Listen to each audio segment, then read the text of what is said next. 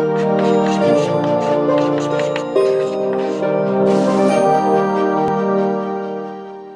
Friends, हम लोग continue करते हैं अपना जो पुराना डिस्कशन था उसी को, जिसमें हम लोग सर्कुलर फ्लो को समझ चुके थे। ठीक, अच्छा, और इसी का प्रयोग हम लोग किसमें करने जा रहे थे? जो हमारी नेशनल इनकम है, राष्ट्रीय आय, उसके आकलन में। ठीक, अच्छा, समझिए। तो देखिए, ये हमारा चैप्टर है, सेकंड चैप्टर है, इसको हम लोग पढ़ रहे हैं। ओके, आय का वर्तुल प्रभाव और राष्ट्रीय आय की गणना की विधि। ठीक, ओके, समझिएगा।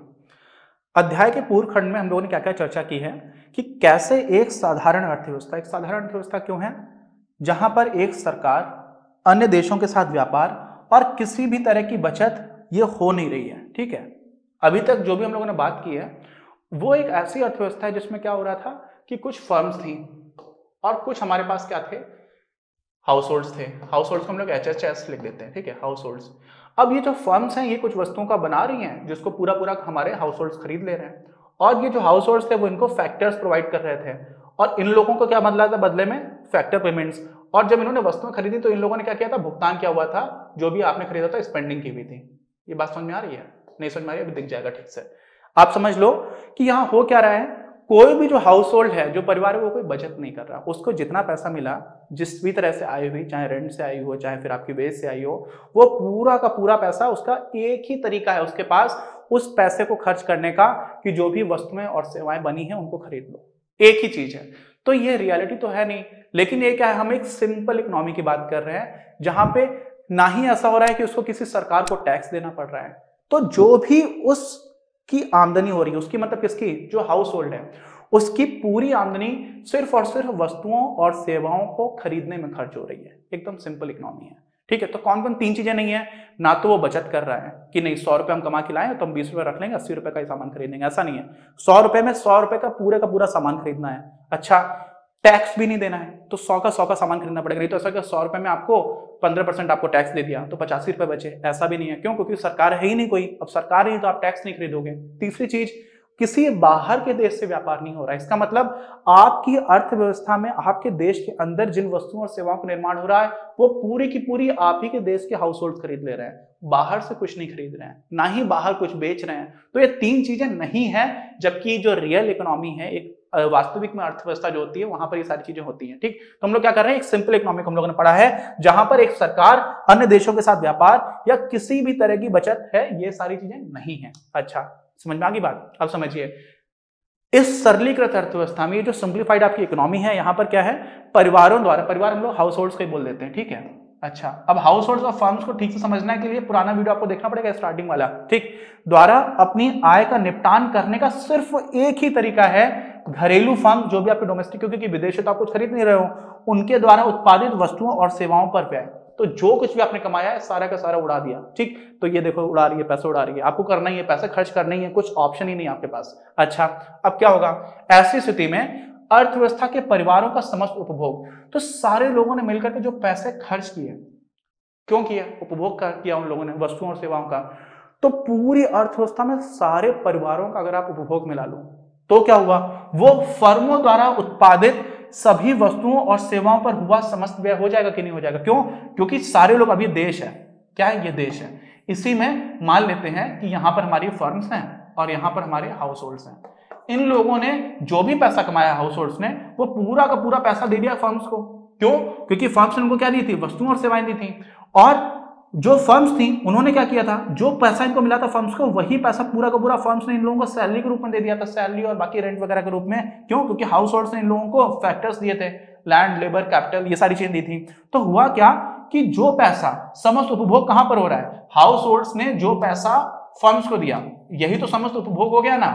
हो गया कि नहीं हो गया? अच्छा, और फर्मों द्वारा उत्पादित वस्तुओं और सेवाओं पर हुआ समस्त व्यय, वास्तव में हाउस होल्ड्स के लिए वो व्यय हो गया, और साथ ही में जो फर्म्स हैं उन लोगों के लिए क्या हो रहा है? वही चीज की आमदनी हो रही है। लेकिन आमदनी क्यों हो रही है? क्योंकि वस्तुओं और सेवाओं की वो कीमत निकल करके आई। तो इन्होंने 100 रुपए का सामान बेचा और वास्तव में सारे लोगों ने मिलकर के 100 रुपए का सामान खरीदा। तो जो वैल्यू यहां पर है 100, वही तो हो जाएगी। ऐसा तो नहीं होगा कि फर्म्स ही बोल रहे हैं कि नहीं हमने तो 120 रुपए का सामान बेचा है, और हाउस होल्ड्स बोले कि हमने तो 100 रुपए का सामान खरीदा है, और जितना सामान फर्म से बेचा है वो पूरा का पूरा हाउस होल्ड्स ने खरीदा है। तो ये तो हो ही नहीं सकता। यानी कि जो वैल्यू यहां पर होगी वही वैल्यू तो यहां पर होगी। जो भी ट्रांजेक्शन हुआ है, जो लेन देन हुआ है, वो दोनों जगह पर एक ही जैसा होगा कि नहीं होगा? ये बात समझ में आ रही है?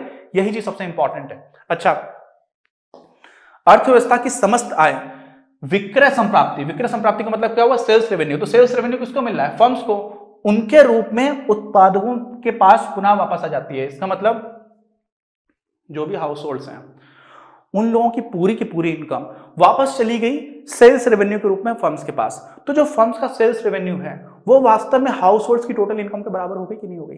हाउस होल्ड्स की जो टोटल इनकम थी उनके पास कोई और तरीका है नहीं, उनको खर्च ही करना है, तो सब कुछ खर्च करके उन्होंने सेल्स रेवेन्यू के रूप में वापस फर्म्स को भेज दिया। ठीक, अच्छा, अब क्या हुआ?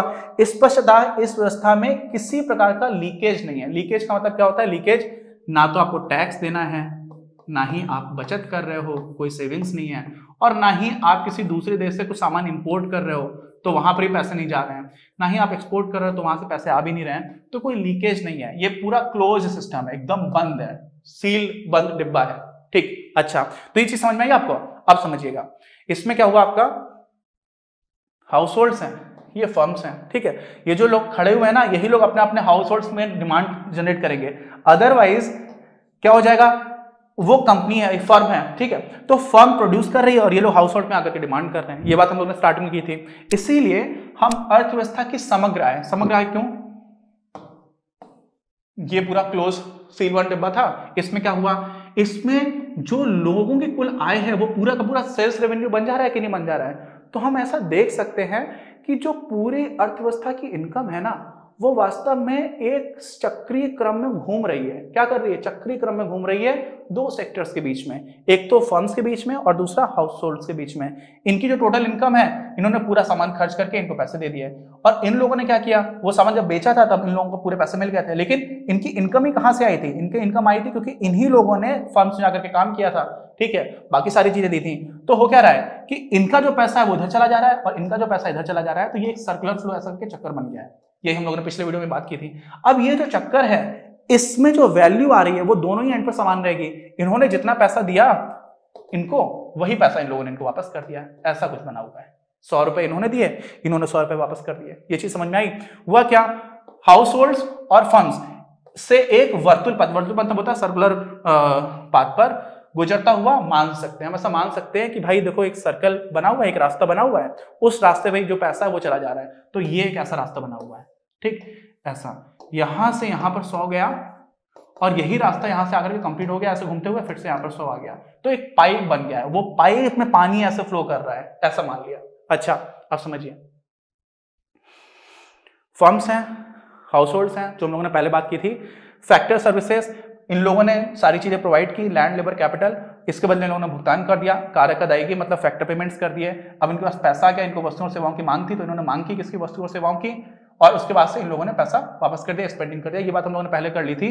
ये आपका गुड्स मार्केट है, गुड्स एंड कम्युनिटी मार्केट, और ये आपका क्या हो गया? जो फैक्टर्स है उनका मार्केट है। अच्छा, ये बात समझ में आ गई थी। यहाँ पर यही आपकी प्रोडक्शन प्रोसेस भी थी, इसमें वस्तुओं और सेवाओं का निर्माण भी हुआ था, ये बात भी हम कर ली थी हम लोगों ने। अब क्या हुआ यहाँ पर? जो सबसे इंपॉर्टेंट चीज समझने की, देखो, इन लोगों ने जो स्पेंडिंग की है, वो जो टोटल स्पेंडिंग आप सारे लोगों की, पूरे किसी अर्थव्यवस्था में देश में सारे लोगों की स्पेंडिंग मान लोगे तो वो भी तो नेशनल इनकम हो गई, नेशनल इनकम की नहीं हो गई।